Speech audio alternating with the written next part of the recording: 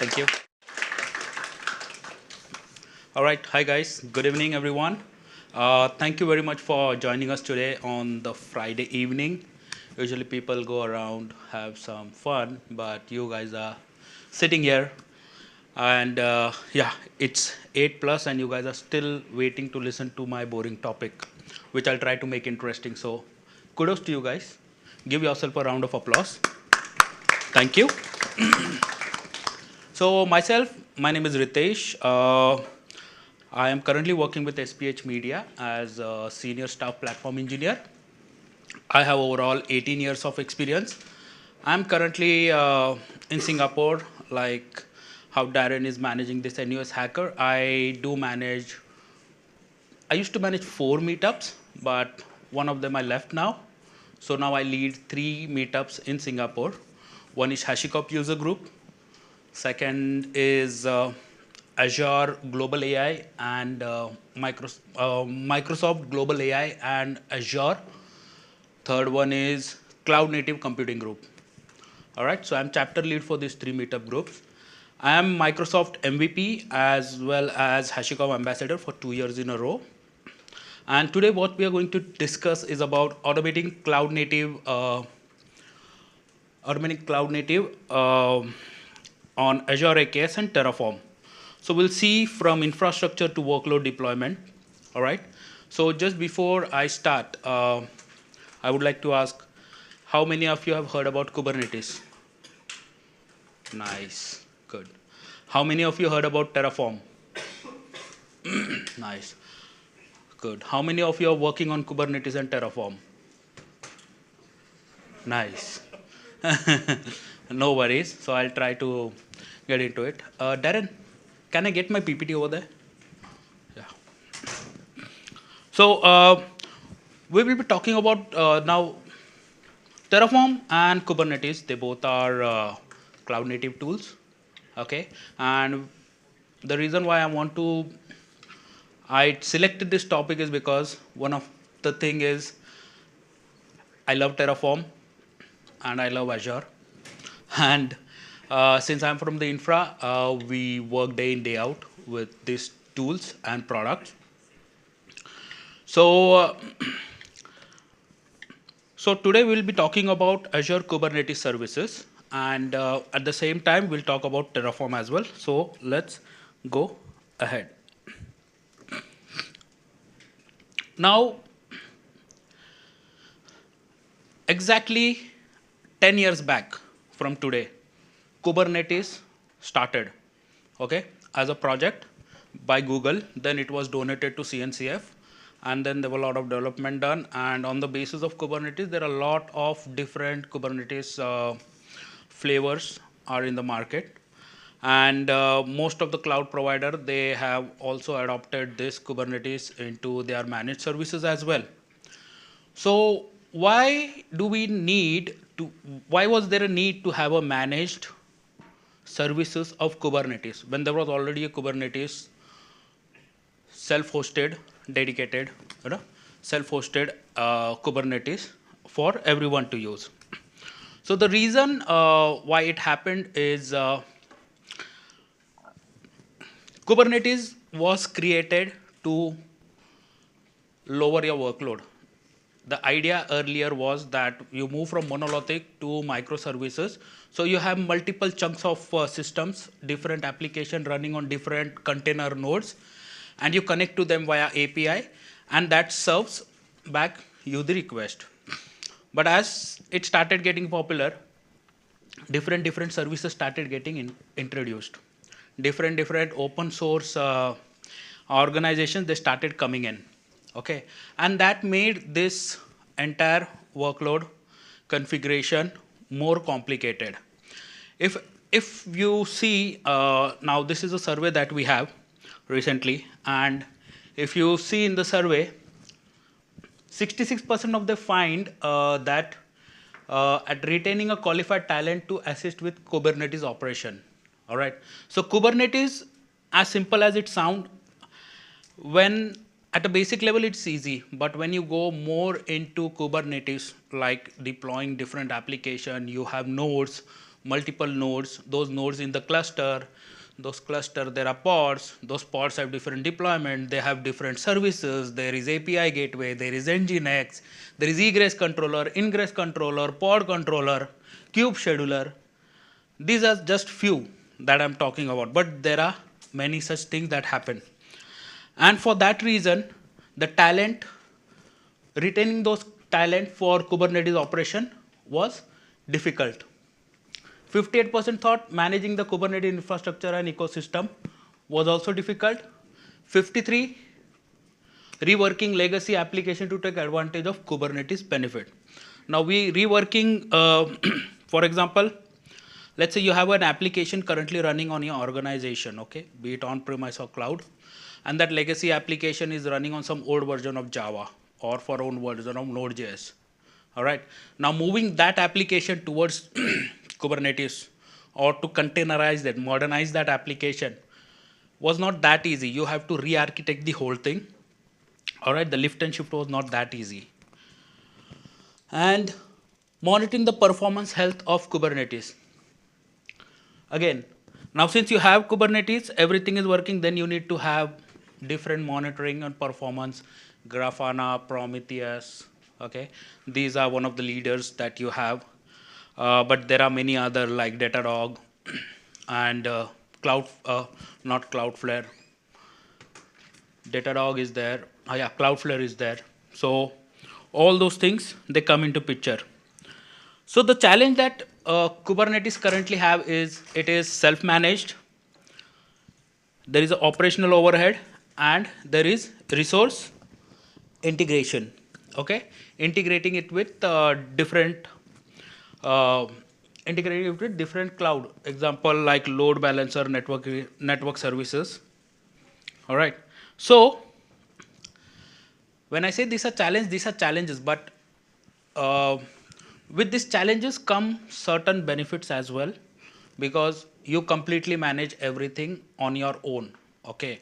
So you have complete control over the entire infrastructure, that is from the physical hardware up till to the operating system layer, up till the pod, the smallest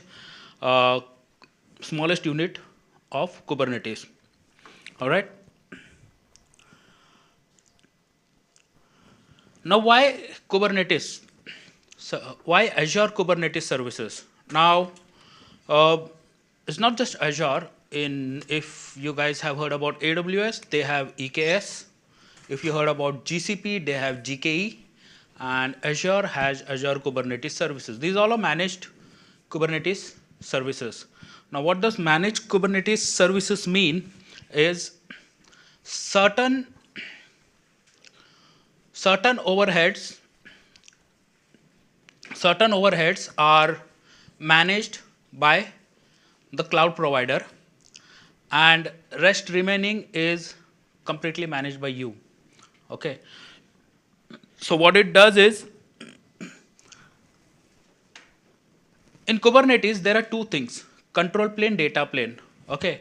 Control plane is basically control plane is the node which has master, and it also has some APIs like Kube API, Kube Scheduler, and all those system integrated pods running, okay. So they make control plane, which understand, or what it does is it actually manages the entire configuration of your nodes, okay, within a cluster, how many nodes you have within a cluster, how many pods you have, okay, within a cluster, and that also decides which pod will means even if it is healthy or unhealthy, everything, those are everything done by control plane. Data plane is where your deployment and services run, okay. So Azure Kubernetes Service, what it does is it gives you managed control plane, it gives you seamless integration, and it is still built on open source, okay. So it is still using the open source Kubernetes.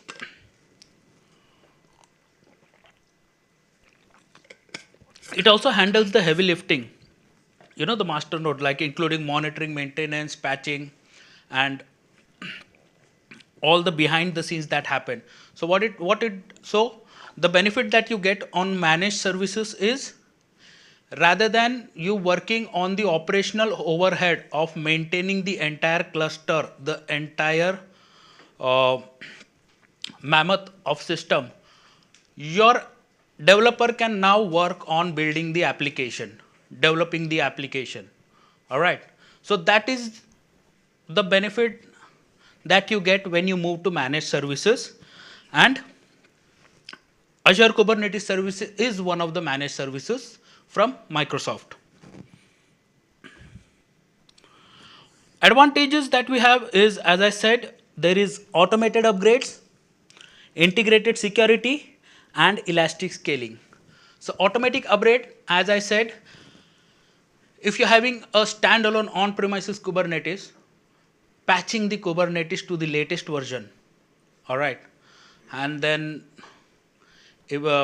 then again patching the entire node operating system, okay, all those things which you do is not that easy. It needs a lot of time, lot of planning, lot of downtime, okay. And to overcome that, what Azure Kubernetes Service does is, it helps you to upgrade your underlying infrastructure so you don't have to worry about it. All right. Integrated security, it integrates with your built-in Azure Entra ID. Okay. You can use RBAC, and it also resides within your VNet, so you can secure it using NSGs or security protocols. Elastic and scaling. So elastic and scaling means you get an opportunity to select how many replicas you want to deploy, and depending upon the workload that you have or the workload that is going to happen, your Kubernetes cluster can scale in and scale out. All right. So you don't need to worry about adding another node into the cluster and then creating multiple pods. No, it will be done automatically.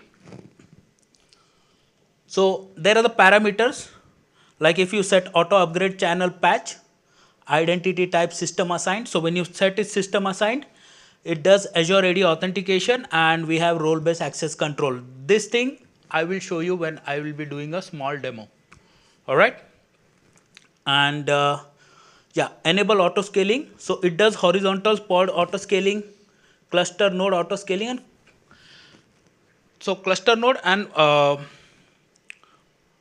auto scaling. All right. As I said, it has advantages like it integrates with Azure AD, it integrates with Azure networking, monitor, and storage. So what that means is, rather than configuring all the overheads of security when you're building it on by yourself, AKS helps you integrate with your Azure AD by default. All right. So you don't need to worry about it. Once you set it as system assigned, you give appropriate permission, your Kubernetes will trust that service principal, and it will also, with appropriate permission, it will start working with different services as well. Okay. Like cluster access and Kubernetes RBAC. Azure networking. Now, in Azure networking, as I said, it resides into your VNet. Okay. How many of you know what is Azure VNet? You know, that's good. Just like a VPC, right? Yeah, just like a VPC, but yeah, SDDN, software defined network. Yeah. I'm from an AWS world. It's okay. It's same. Little bit different, but same. Overall, it's same. So your cluster, your Kubernetes cluster, it resides in this VPC. I spoke with you and I talked VPC. It's not VPC, it's VNet. Okay, it resides in your VNet. To be honest, I'm currently working on AWS as well, so I get confused as well. So VNet, all right. And when you the VNet, that it by default supports Azure CNI. CNI is an advanced networking that is specifically for container. So it is called CNI is because it is called container network interface. What it does is this CNI, you give a list of IP address, okay, CIDR list, slash 27, 27 is too small. You have to give slash minimum slash 16, slash 24 is still less. You have to go slash 16, and the lowest you can give is slash 2. Okay, gone bouncer, it's okay, no worries.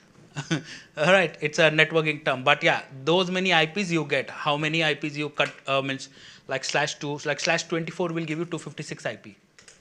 Okay, and slash 16 will give you somewhere around 16,000.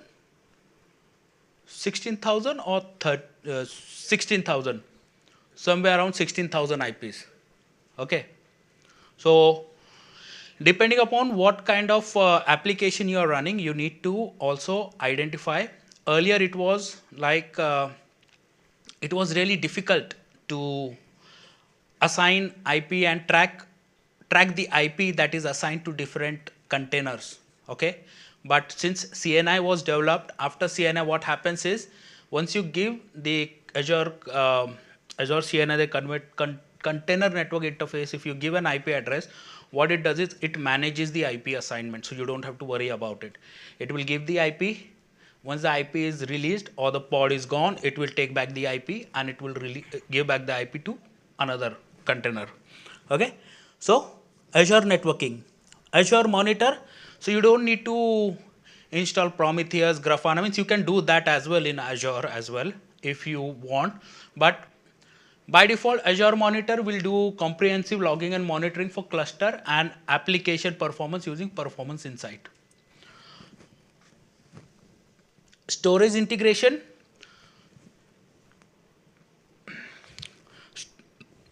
Sorry. So storage integration, rather than depending upon your traditional hard disk and everything, Kubernetes can actually use the data disk, and it can run on those data disks, store the information on those data disks. Okay, and it has a seamless integration since it resides on Azure. Okay, so it has a good integration with storage as well. All right. Now we spoke about Azure Kubernetes Service and Kubernetes. Okay. Next we will move on to Terraform. All right. So anybody has any questions on Azure Kubernetes? Yes. I have a question from the previous slide. You mentioned that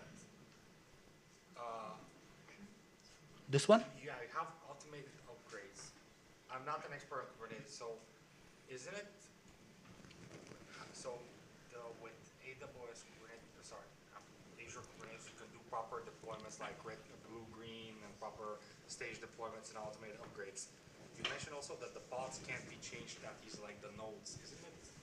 Forgive me for this, but isn't it kind of equivalent of like making new Docker images or like new images of the OS? Like I'm not an expert on Kubernetes that much, so I'm kind of not sure. Isn't it doable without the Azure setup? Without the Azure setup means Like the reduced downtime and all of those. Really, does like this has not been a standard in Kubernetes before this? actually now if you know about Carpenter, you're from AWS. Okay, in Azure there is a KEDA. Okay, so recently they have developed certain like KEDA. Carpenter is based on KEDA. Now I don't remember the full form. So what it does is it helps, it auto heals your cluster, and within the cluster it will automatically remove and add your pods if they are unhealthy. Okay, and that it will does.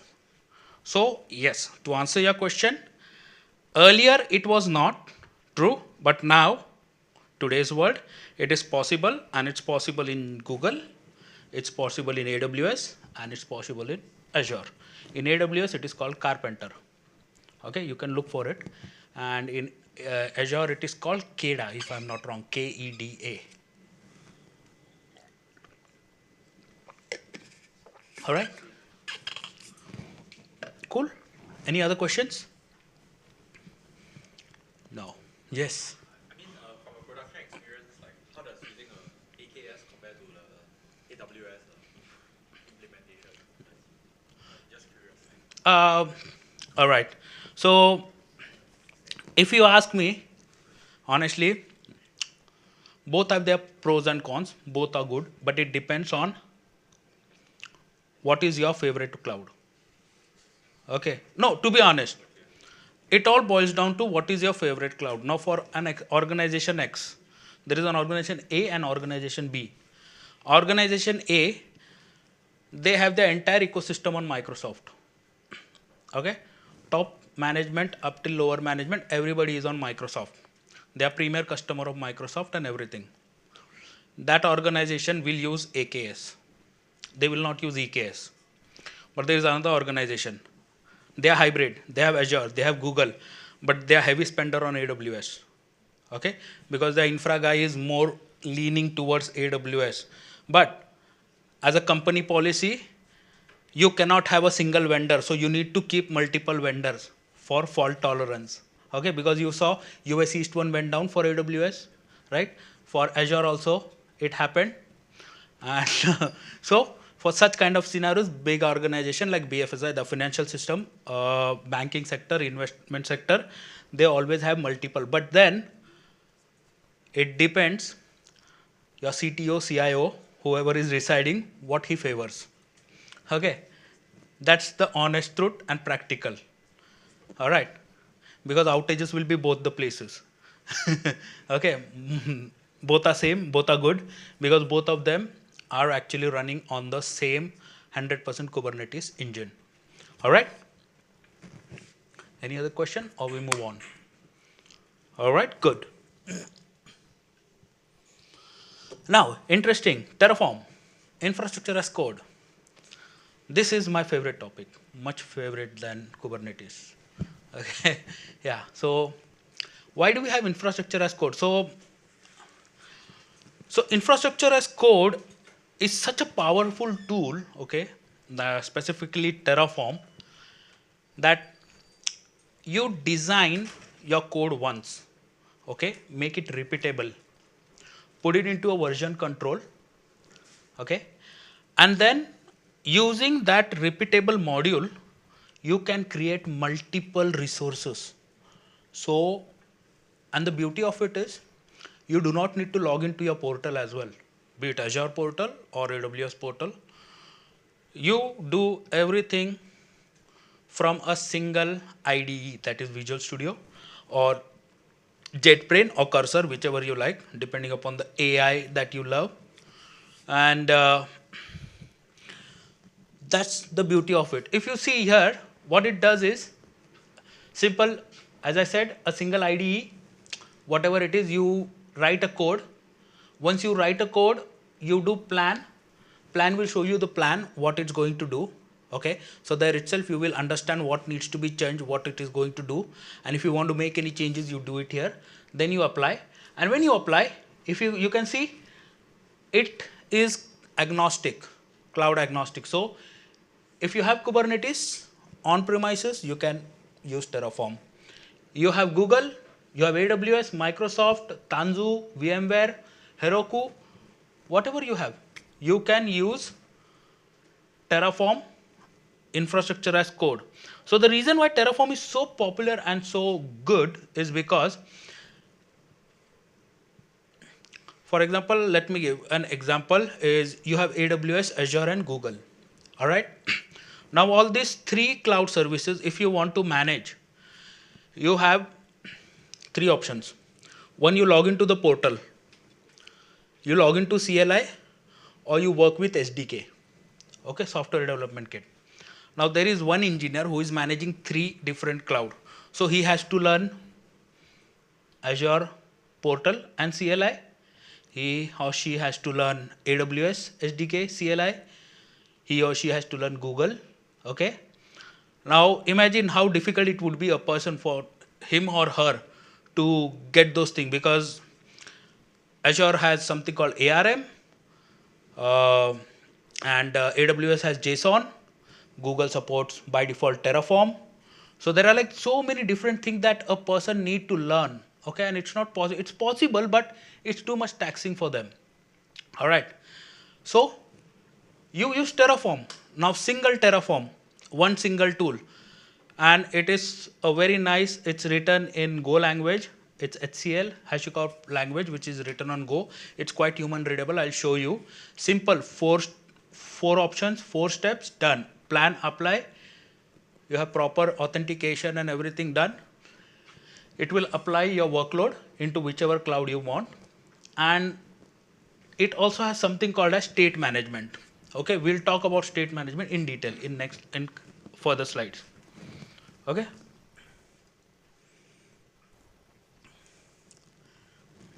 Now why I suggest that you have to do the Terraform and AKS partnership is because AKS in itself, you can do it without using Terraform. Okay, you can use Helm.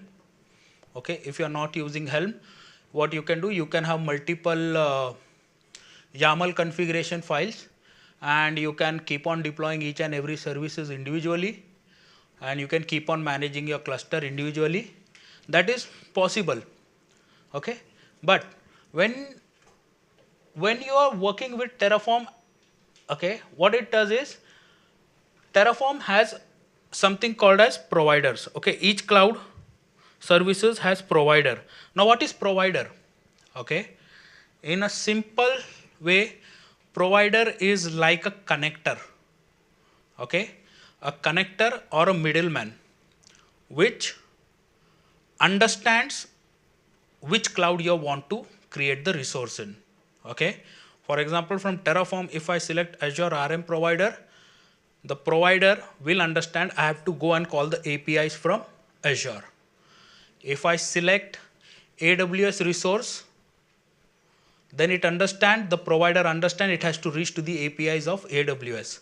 And if I use Google resource, it will reach out to the Google provider and it will reach out to the Google. So provider is nothing but a middleman which understand what kind of configuration or what configuration you are trying to do on what resources in which cloud.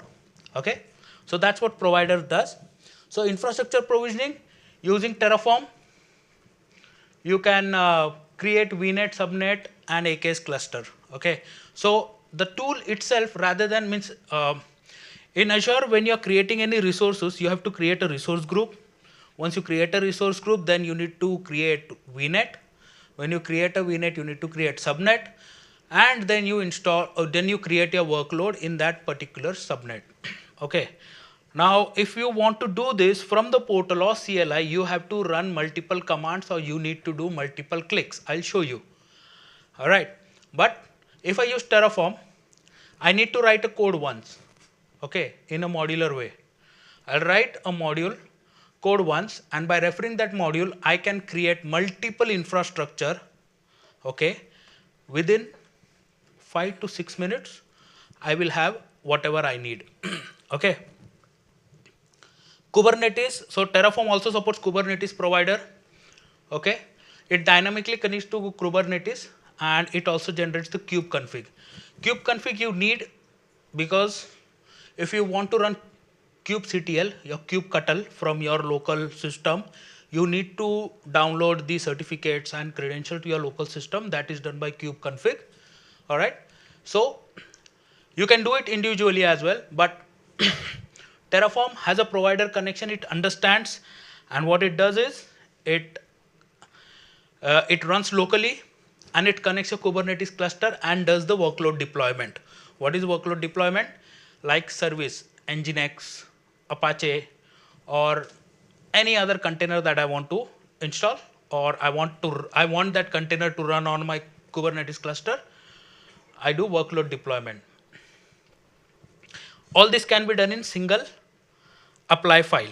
Okay, again, this is something I will show you in demo.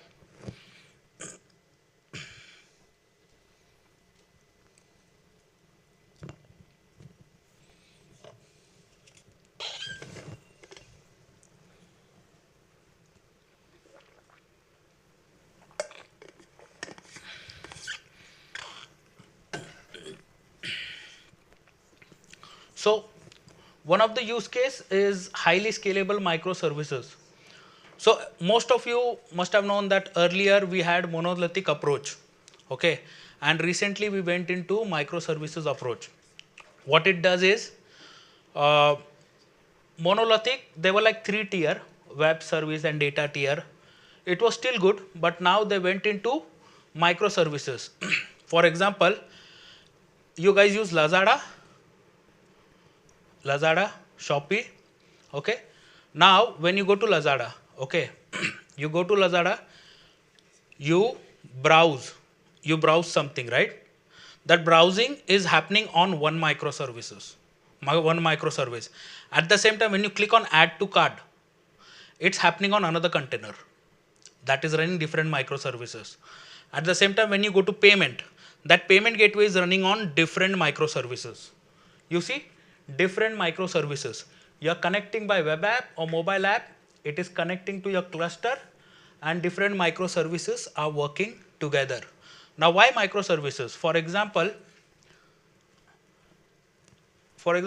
let's say payment gateway has a problem. Okay. So only that payment gateway microservice will have a problem, but others will work. Still, you will be able to browse, you will be able to add to cart. You won't be able to make a payment now, but later you will make payment. Okay.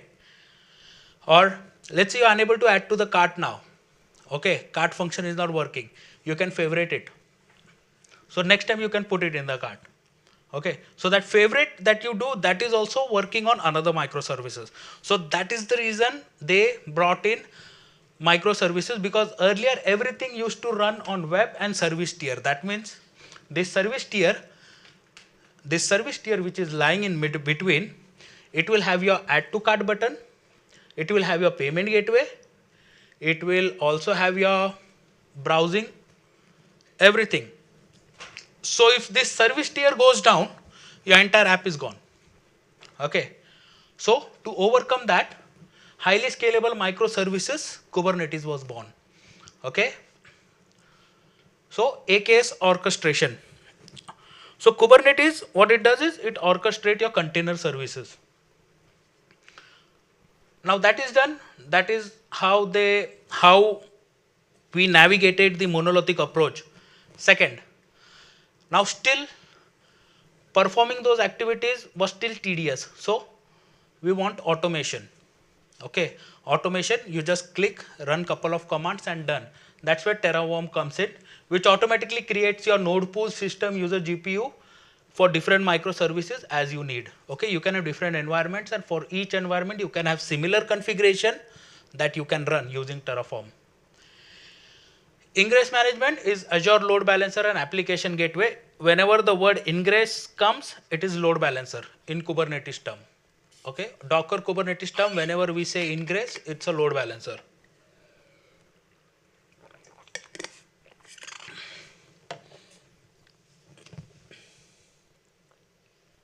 Second use case, lift and shift with cloud migration. So lift and shift is a migration methodology, okay, in all cloud services. Whichever cloud you work, you have that lift and shift. Lift and shift is where your current monolithic application is residing on premises or on different cloud or somewhere, and you want to move that to containerized modernization. Okay. So what you do is you start planning and start moving your different services that are running on that monolithic services one by one to your container. Okay. And once it is done, you move everything to the cloud. Okay. Then you do infrastructure automation. Infrastructure automation, what it does is it helps you create the underlying infrastructure as well as quick as possible. Okay. So without have to think about network and all configuration within the Terraform itself, you can give your VNet and subnet configuration, and it will perform all those steps and it will create those resources. Okay.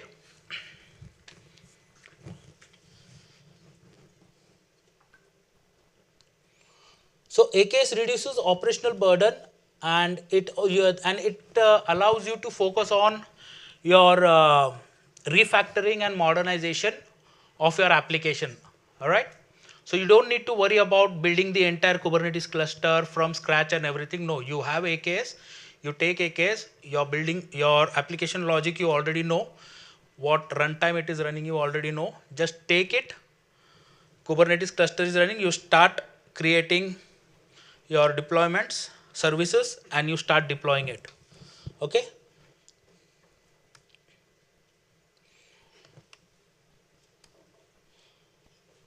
Now in Terraform there is something called as remote state. Now we talked about Kubernetes, we talked about Terraform. Now in Terraform, what happens is you are running Terraform plan, Terraform apply, right? And it is creating a Kubernetes cluster or resources on your Azure, right? Now what happens? Someone logs into your Azure from the portal and they delete that resource. Okay, they delete that resource. Next time when you run Terraform apply, it will, how will it understand that the resource which it created earlier, is it still there or it is not there? And how it will understand is from state file.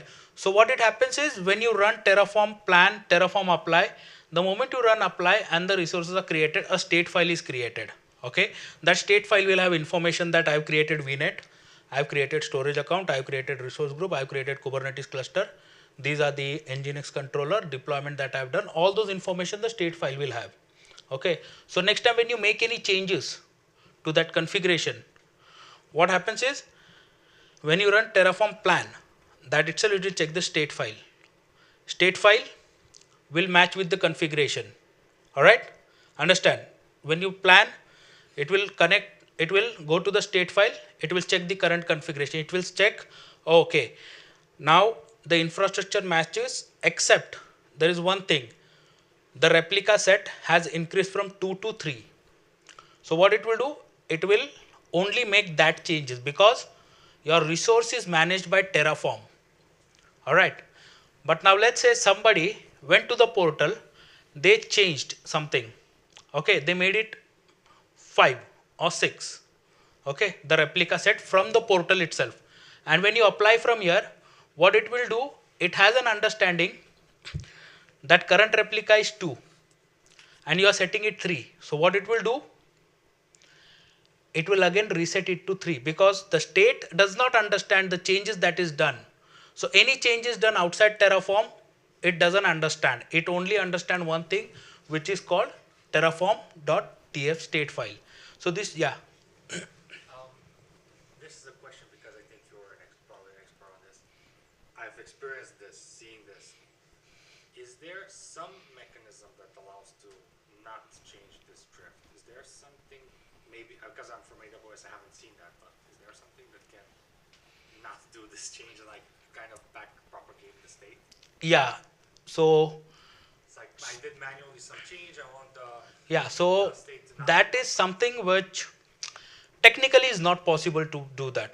Okay, means not 100%. The only way that you can do is block your developer access to portal.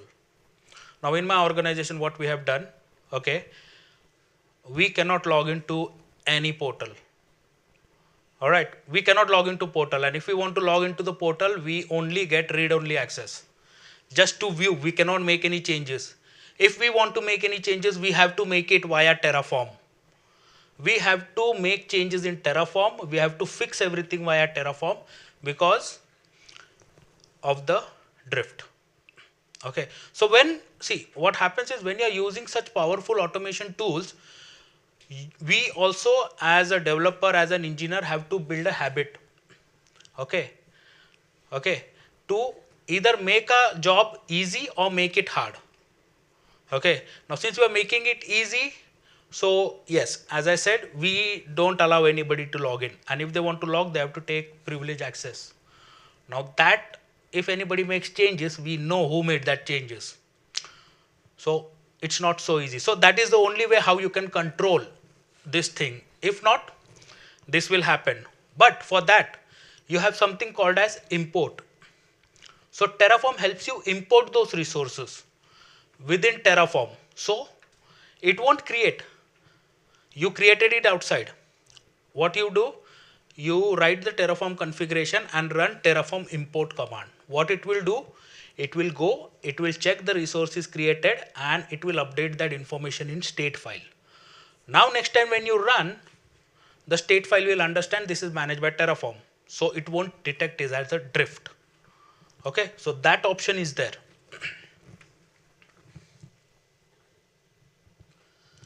Most important thing is when you are using in a big enterprise, your Terraform state file should always reside remote, someplace safe and secure. It cannot reside locally.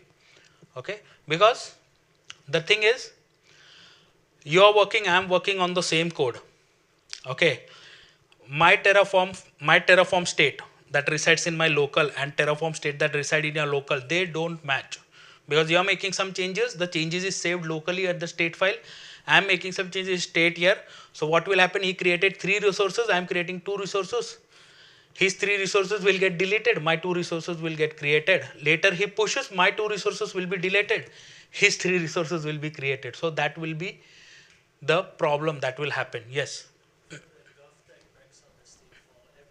Sorry? I've heard that GovTech backs up the state file every day to S3. Yes. So that's what I'm coming to.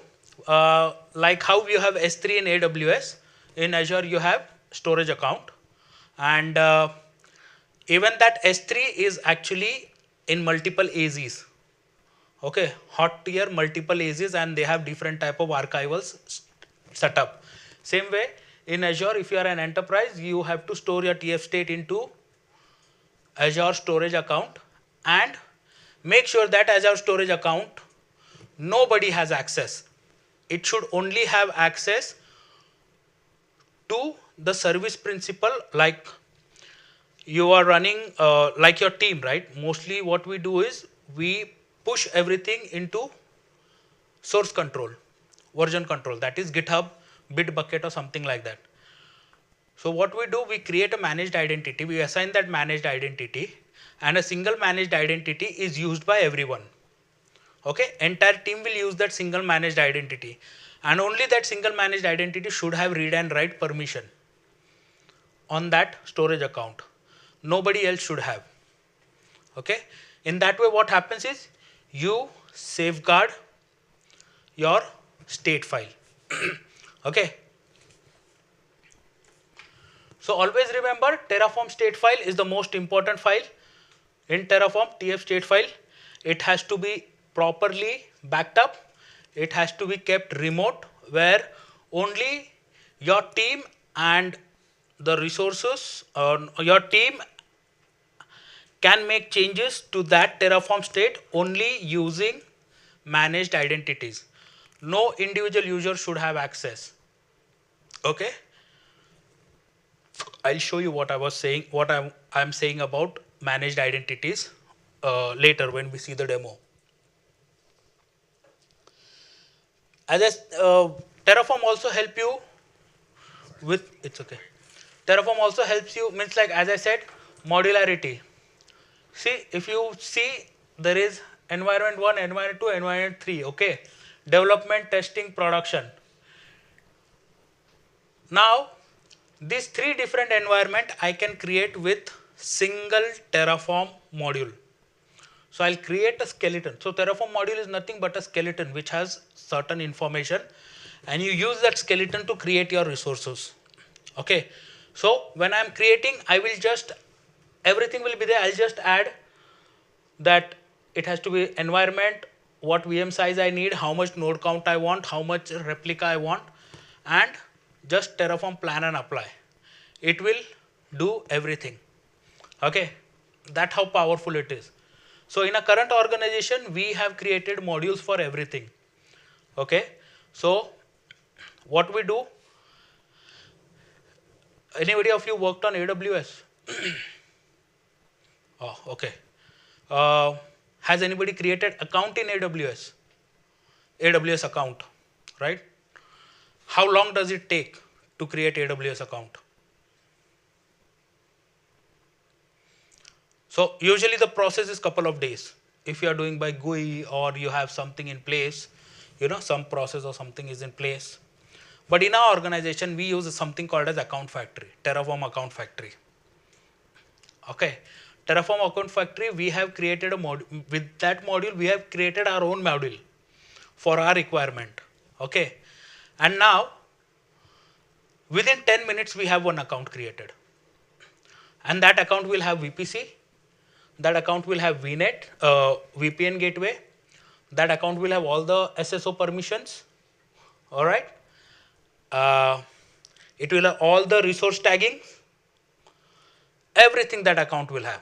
And within 10 minutes, you have a AWS account ready for your team. Yes. Sorry? How are you able to bypass the multi-day limit? Multi-day. So it was not a multi-day limit. Okay, AWS had no limit. It was human limit that it was there. Like if I'm working, if I get a request of creating 3 accounts, I can't do it in one day. Because when you create manually, you have to first create an account within an organization, create a root account, then you need to create VPC, you need to create subnet, you need to create VPN gateway, you need to add transit gateway, okay? Then you need to add it to the organization. So these all things are manually, which are time consuming, and that causes delay. It's not that something which cannot, it's something, the process of manual account creation is so long, it takes days, okay? But with the help of Terraform and account factory, we create an account in 10 minutes, max 15 minutes, okay? So that's how powerful Terraform is. We created a module and we only give like 10-15 parameters, that's it, and our account is created. So you can reuse the code. You can also have organizational standard. There is a tool called Sentinel within Terraform. If you use that Sentinel, you can have policies. Those policies are very effective. Now these are some of the comparison of self-managed Kubernetes and Azure Kubernetes services.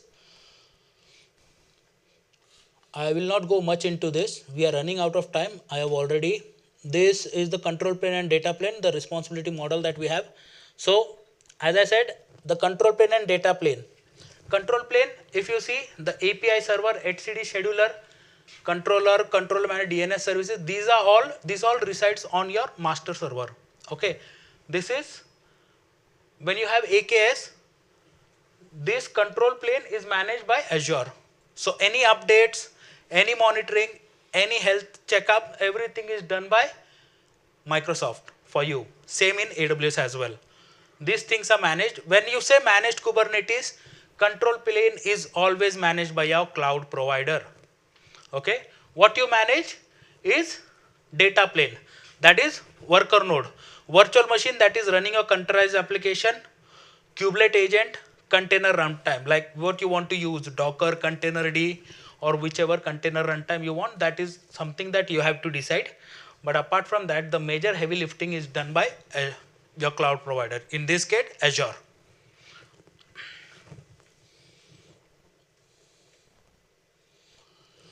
Now, as I said, it's very complicated when you are doing a self-managed Kubernetes. Okay. So you need to have so many configuration files like YAML file, worker setup, networking config, security policy, monitoring.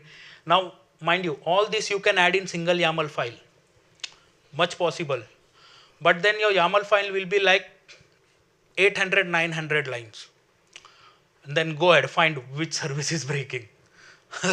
Go ahead and look for it, where it is, which line, where it is getting, it's getting error. So that's why you have to break it down, okay, for your own convenience.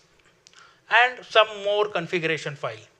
When you use Terraform, okay, you just basically need to have these 4 files, that's it. These 4 files and your work is done.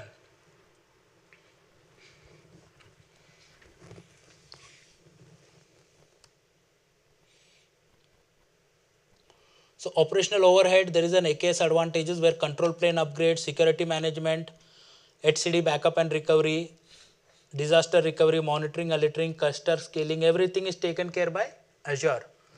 Okay, in self-managed, you have to take all this care. So this overhead increases your operational cost. So these are the savings that if you have self-managed Kubernetes and AKS, so on annual, the total cost of ownership is from 100K to 300K if you use AKS. So this is an estimated figure. But if you have your self-managed Kubernetes, it is somewhere around 500K to 1 million plus. But this involves your capital and operational expenditure. And AKS only, this is only your operational expenditure. Capital expenditure is not there. Okay.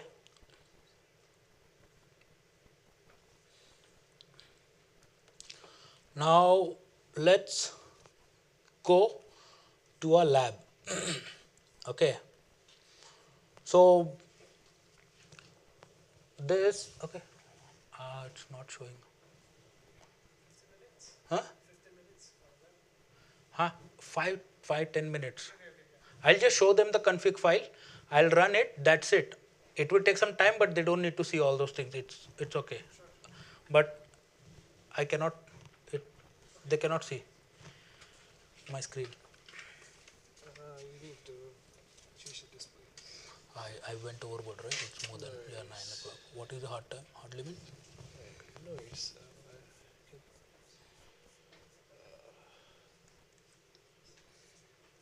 Okay, understood.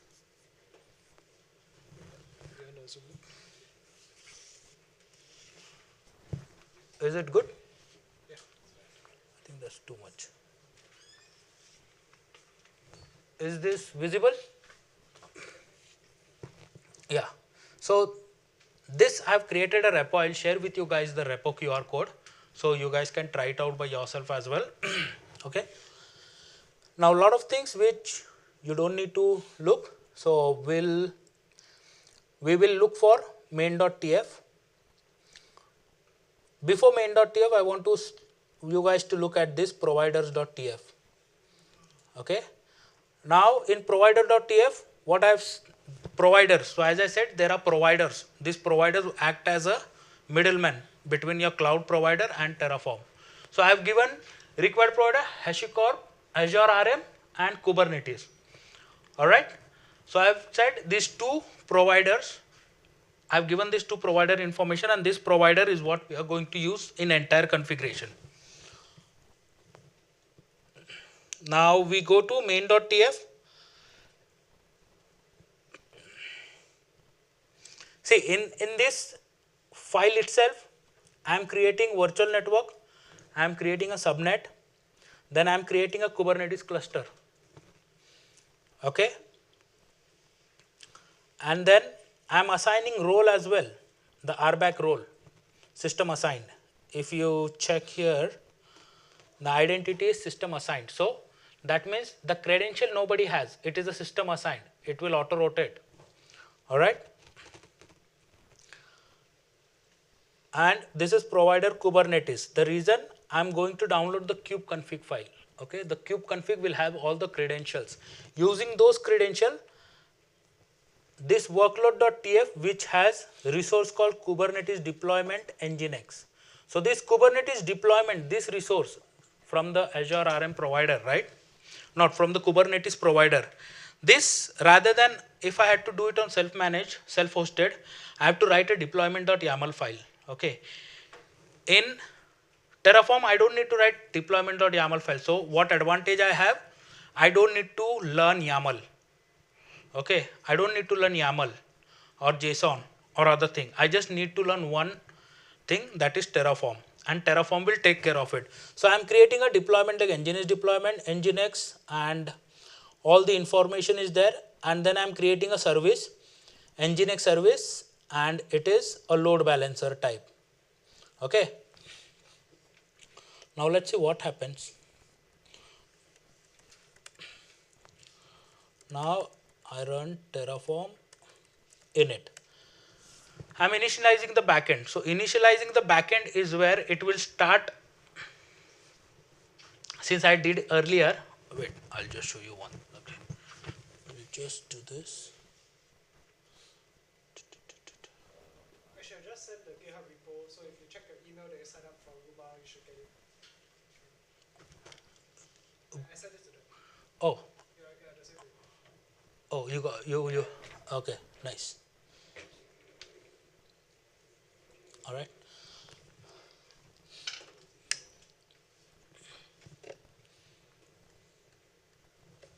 See, it started installing HashiCorp / Kubernetes, HashiCorp / Azure RM from the dependency log file. So what it is actually doing is, it is connecting to it reaches to the Azure Terraform provider. From provider, it downloads the provider information about what resources we are going to create. So now my Terraform, once I initialize, it understands that that my Terraform is going to create Kubernetes resources and Azure resources. All right. You can see here it has downloaded the providers. Okay, locally. But don't worry, this does not get pushed anywhere, so it stays locally itself. All right. Now I will do Terraform plan. Now when you run Terraform plan, what happens is, it looks for the provider's configuration, okay, and then it creates a Terraform log file. Okay, the Terraform log file is created because now it knows that I am making an edit, or I am trying to make some changes to this particular configuration. So it will add a log file, and that log file will have information about my changes as well. It will not have information of changes. It will understand that I am making changes. So anybody else who is making changes, they will also have a log file, and it won't allow them to make any changes. Okay, if my state file and everything resides remotely. Now when I did a plan, what happened is, see, when I run plan, it shows me it is going to create Kubernetes, Azure RM Kubernetes cluster. All this information it took by default. I just gave basic like name, the region, what will be the version, okay, and what is the DNS prefix, everything.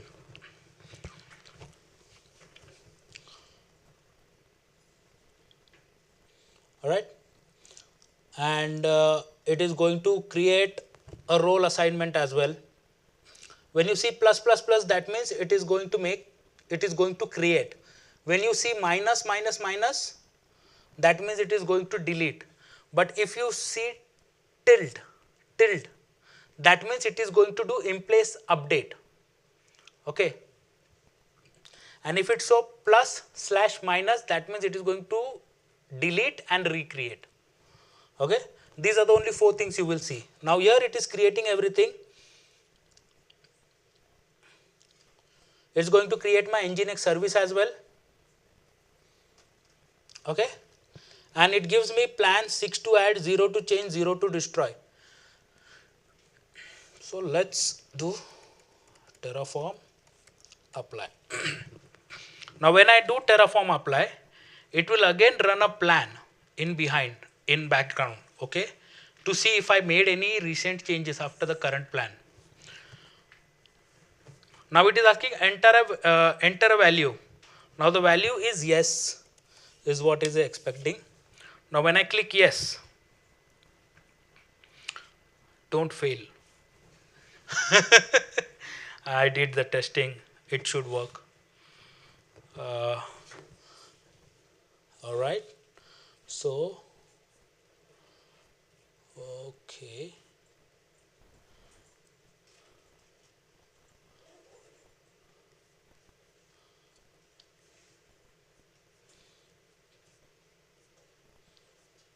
Where is my Azure portal? Sorry. So now when I log into my Azure portal,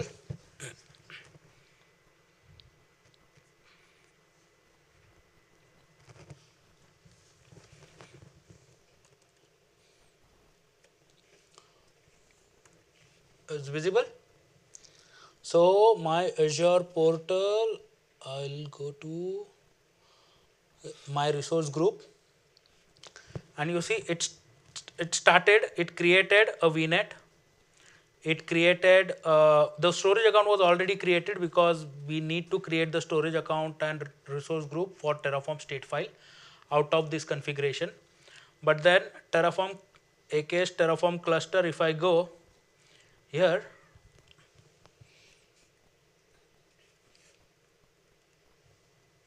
it's creating. Okay. And here also it will show it's creating.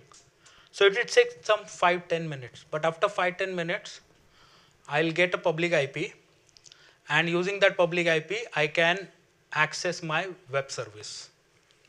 Okay, so we'll let this run.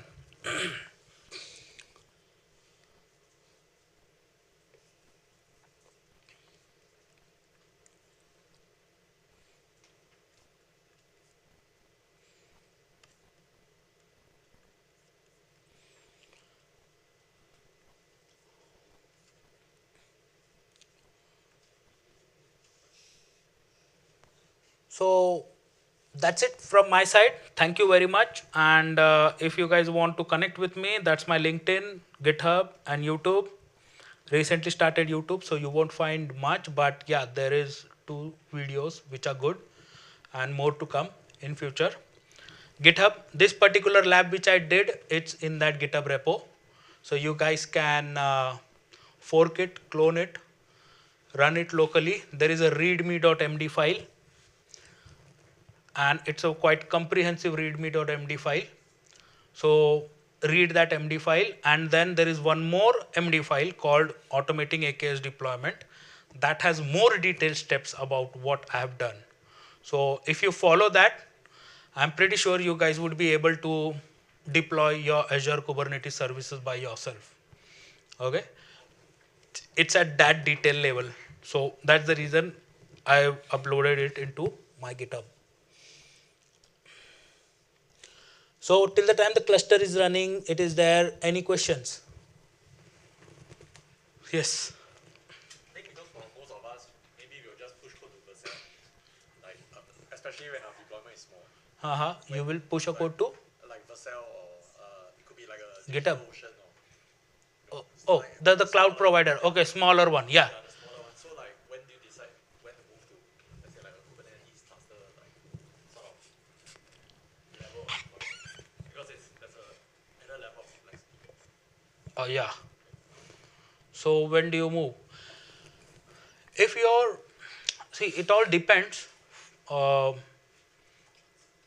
Most of the time I've seen moving to microservices architecture is one, you don't want any kind of means, like as I showed one thing, that microservices, they're like small services you run on different components. Okay, so if one goes down, another is still working. So your entire application, rather than your entire application going down, only certain services within that application will go down.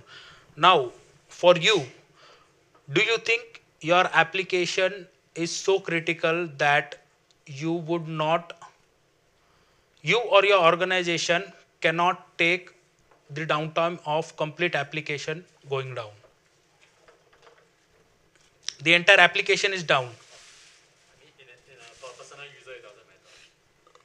Or like a hackathon project. It doesn't matter. If you have enough credits, you go for it. Or you have a good credit card, you go for it. Yeah. You mentioned like state management in terms of like Terraform, so it allows you to have, No. allows you to have only one state at a time. So just curious, like when you work with a team of developers and DevOps, right? How do you make sure that the source of truth is only that Terraform file? Yeah, that's why I said it has to be remote. So when I say remote, your yes, good one. Thank you. I will show So you. that's an issue that my workplace is also thinking of how to. Yes, I understand, and that's a very good question.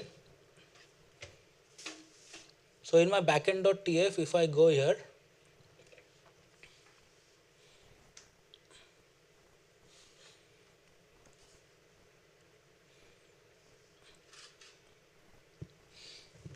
All right.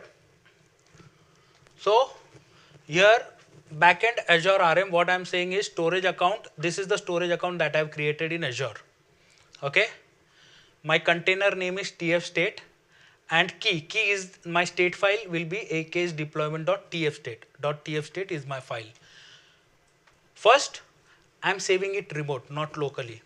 Okay. So any changes that is done, okay, it will be, even before making the changes, as I said, it will go and check the state file. Now state file, since it is remote, in storage account there is a feature, not only this, all storage account there is a feature called lease. So as soon as you run Terraform plan from your system, right, using the system managed identity, means I have you do easy login. After easy login, you select your subscription, okay, and you're logging from your system, correct?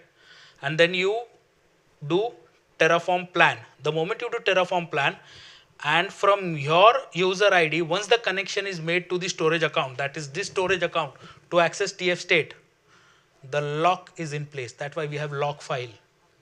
So then if someone else is trying to do it, okay, when they push, till the time I have not made the changes or I have not stopped the connection, they will see the file is locked. Okay, so they can't, other team member, they cannot do anything till the time my operation is complete. Okay, that's the reason you need to have it in remote. And this storage should only have access to the service principal that will run your Terraform. Terraform will be run from single service principal that should be used by all your team members, and only that service principal should have access to that particular storage account, TF state, nobody else. So what happens? If you don't have access to that storage account, you cannot go and delete it. Okay, and service principal does not have password. So they have short-lived credentials. So you cannot use, you can, if you want to do something, you have to do it from the command line or something like that, and nobody goes to that extent to do it. Okay. Like, maybe a recipe question, but how do you, because like for developers normally we know that there are stuff like we can use Azure for instance, or like HashiCorp has a secret management tool, right? So like similarly for Terraform, for secrets management, you also use the same secret manager for instance as well? Or is it like a variables.tf that you actually do to inject the secrets into it? Like when you run your own Terraform configs, right? There are some password or stuff like that. Oh, for password. Yeah, password management. So Yeah. So for password management, what you can do, you can use base 64 to encode, and so for password, it's not advisable to write it in your Terraform config. Okay. So for that, you can use something called as like key vault, Azure Key Vault, or some key vault that you have in your cloud, and let your configuration from Terraform call that dynamic key vault credential to inject wherever it needed. Okay. Yes. However, if you want to do it, is very much possible.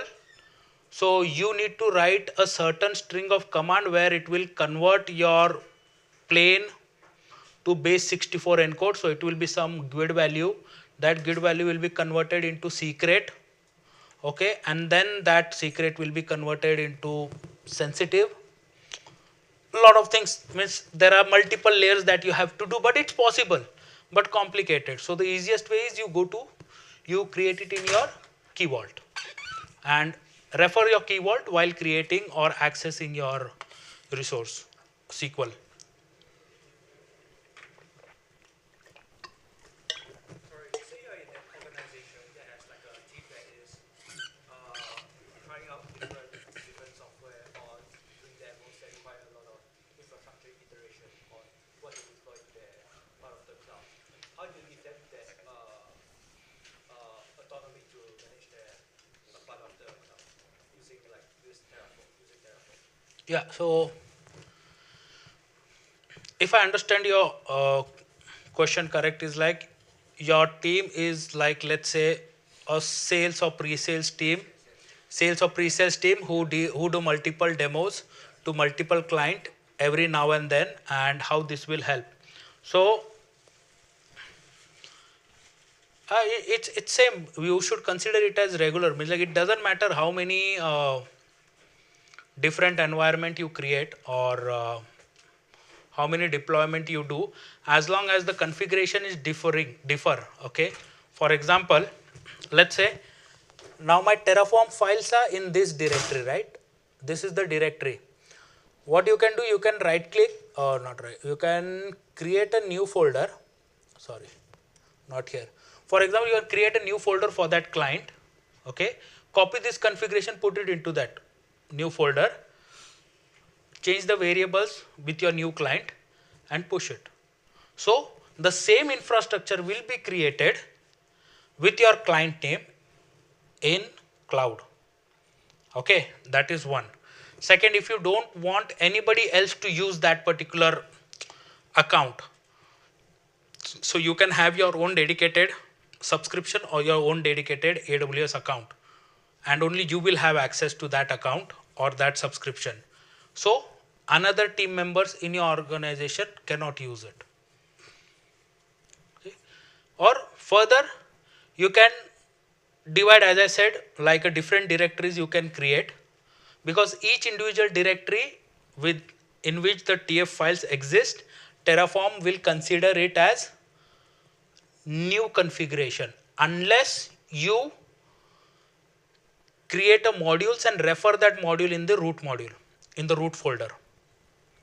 Okay. So how can I show you? Okay.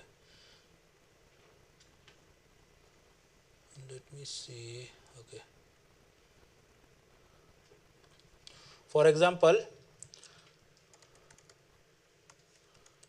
okay, this is client POC. What I do is I need main.tf output. Sorry, I take main.tf output provider variable workload. I copy this.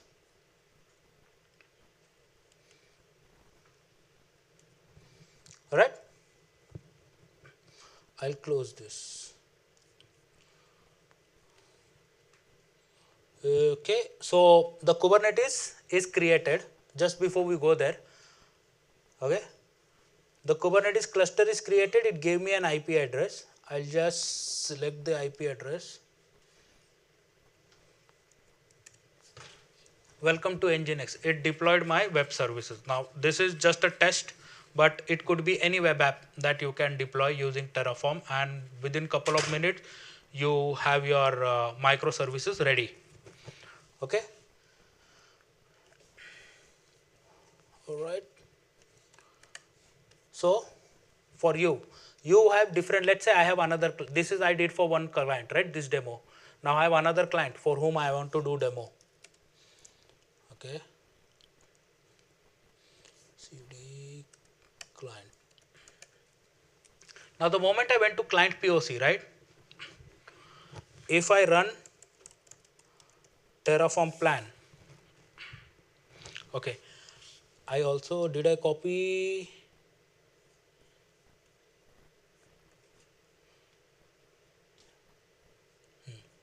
See, it is asking me to run Terraform init. Okay, is the same configuration file. I picked it from here, I put it there, I'm running Terraform plan. It is asking me to initialize.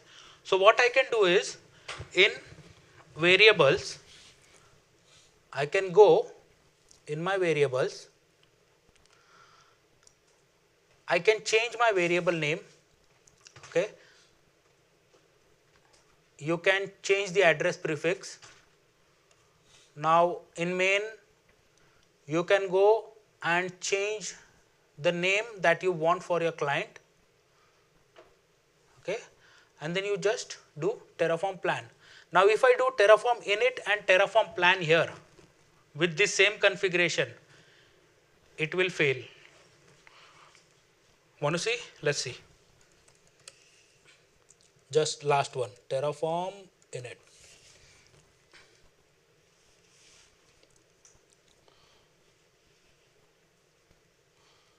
Same thing. Now if I do Terraform plan,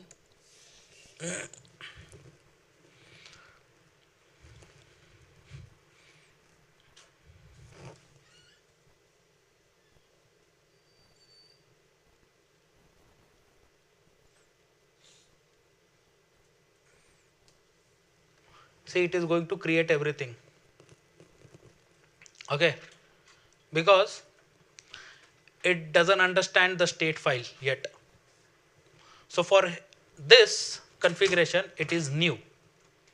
So as I said, for different client, create different directories, move all your Terraform file into that directory and run. It will create the same infrastructure. Now here it is going to do, when I do apply, it will fail, 100% it will fail. Okay, because I have a cluster resource with the same name, I have VNet with the same IP, there are so many things which are same. So when it will actually do the changes, it will fail. Okay, but once you change all those requirements and you run, you can create the exact same infrastructure. How long does it took me to create another cluster? I just have to change the IP address and name, that's it. Other things are just in place. I hit apply, another Kubernetes cluster is created. I can keep on doing for multiple clients. Okay, module is where I'll create a module, referencing that module. The static things I will already have it in module, which should be there, like Kubernetes should be 1.30 version. No, in my org I want everybody standard 1.30.4. Okay, so that information I will have in module. You don't need to add it, update it. Okay, what you will change is the cluster name, the node name, namespace, how many pods you want, how many replica you want, how many nodes you want. That's it. Rest other baseline infrastructure with the help of module, I will have it in place. So what you have to do, rather than further, now this is such a, even this is a big main.tf. I'm not saying it's a good one. Okay, but still much better. You can make it to 6 line or 7 lines when you do it via module. Okay. Does that answer your question? Anybody else has any questions? If not, I think we are done for today. I think I took a lot of time, but I hope it was a good session. And if you guys would like to, as I said, you want this repo, go to the GitHub. If you want to connect with me, that's my LinkedIn. And if you guys want to see me upload more videos, then you can subscribe to my YouTube. No force. Okay, but it's there. Thank you. Thanks.